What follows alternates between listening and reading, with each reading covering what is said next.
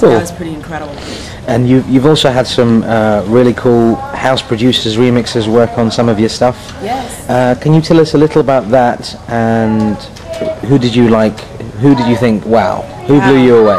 Well, see, you're going to be reaching back into the Coolies days when, you know, most people knew of our music through, you know, the house remixes, like the Frankie Feliciano, Basement Jacks. I mean, we've done a lot of work, but I always enjoyed house music. I mean, I love to dance, and that's pretty much what I grew up on. Yeah. But everybody had something to bring out in the music from different ways, and even with, I'm trying to think of artists that we've worked with. Gosh, it's going way back. Roger Sanchez? Well, of course, Roger. Yeah, we were there in the studio with him, which was a different thing for us. You know, we were actually able there to create music with him, and that was a really cool thing. Okay. And what is it about music that has created the Angela Johnson we see today? Oh, wow. If you can just phrase that again.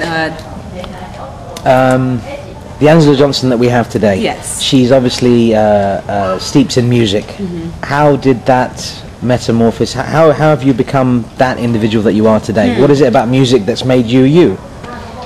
Wow, life experiences. I often talk about that, just, you know, through my personal, or, you know, just knowing someone that's going through changes in their life, and I kind of interpret it my way. And it has helped me to grow, not only as a songwriter, but as a producer and as a vocalist. I'm learning so much, and I do believe that I'm always going to be a student of music, and just taking in the information that I experience or take in every day.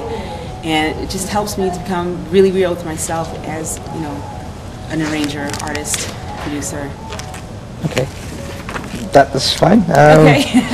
I will answer. No, that's fine. I read somewhere that you're a big fan of Motown and Angela Winbush. Angela Winbush, wow. She's just amazing. I love her vocals. I mean, she's an amazing vocalist. But I love the representation of, as you know, just being a female producer. That really put a spark in me. And also, I wanted to mention Patrice Rushen. She's another favorite of mine that I've studied for quite some time. And both of these women have definitely influenced me as a producer and arranger, and definitely a keyboardist. So those two I definitely follow. Okay, and why the Motown years? Why the Motown? Well, my parents played nothing but Motown in you know, in the 70s when I was growing up as a, you know, a small child. Yeah. And it's just something about the music. It's just, you know, it's just uplifting. It's very encouraging, and it's very, you know, it's very hooky. You know, if you break down the arrangements, that everything just grabs you instantly, and that's what I love about, you know, the Motown sound, and that you can identify it right away once it's played, just a few seconds in the song. Yeah. You know, so I do appreciate that, and I do use that as a template, you know, when I apply, you know, arrangement style to my songs. And you know, they've just been incredible, and they've influenced everybody in this world. I mean, I said to my father, I said, I wish I was born when you were born.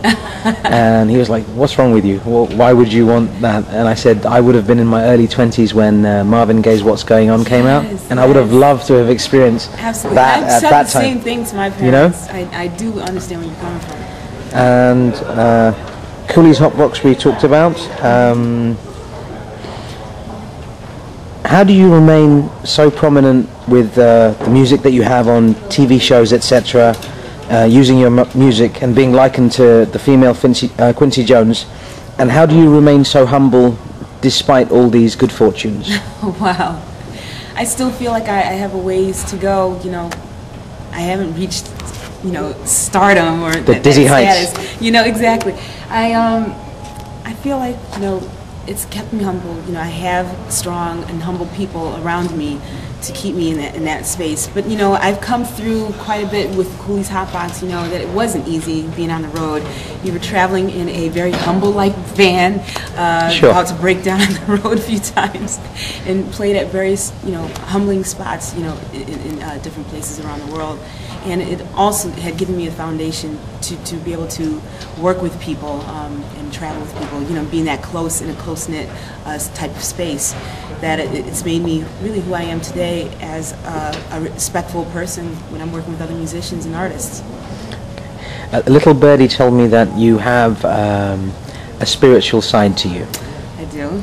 And does that positivity come through in your music? Do you think that helps you?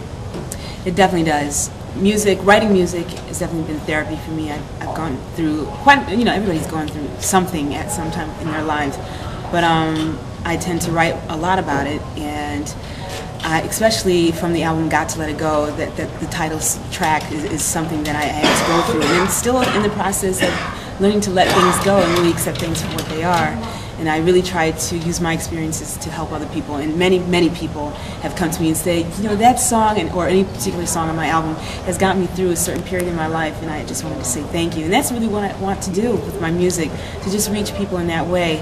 And my spiritualness comes from just my parents grounding me that there is a supreme being that controls everything that's going on around us, and that we are really in touch with that person closer than we know it. And I try to use that gift to be able to come up with the things that I do today. And your manager is also your husband? Yes, he is. Keeping it in the family. Keeping it in the family. So how does does that work? Is that good? Because sometimes people say that you wouldn't want to work with your partner because it would be partner overdose. Is it like that, or is it a system that works? Because sometimes it might be a partner overdose. I just wouldn't know it because it's so meshed in. It's hard to draw the line between manager and the spouse, and it's just we definitely work with it. We have to work harder than a regular relationship between two people, and sure, it's something that we knew that was going to come with the territory, and we've accepted it for what it is. But it's been beautiful. I mean, I couldn't have asked for a better person to be in that position for me. He balances what I am, and he's what I'm not, and I am what he's not. So it's really quite wonderful. I met Russell 2 days ago. He's a lovely guy. Don't worry, there's no problems. Everything's great. Thank you.